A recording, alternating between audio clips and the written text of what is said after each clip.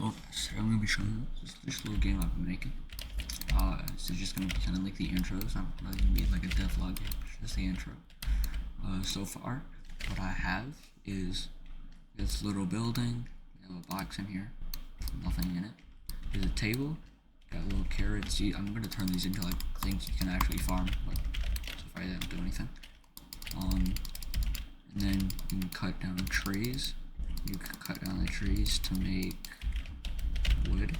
They spawn back, and then you can mine ore. So far there's nothing. There's no like crafting or anything. I'm gonna add that a little later. But you can just kind of break these, and you get ore. Let's see if this. No, that's not there. And then later, and then I do have a sword. It's not in here yet. It's in here. It's a nice starter pack.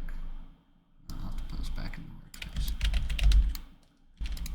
Then we have our sword right here. This is just the model. It does actually work, but I have to remake it. Well, not remake it, but just gotta fix it.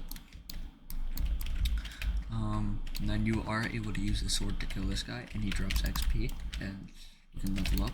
This money's not used for anything now. But I'm adding crap from this. So yeah, it's just kind of the intro to this game.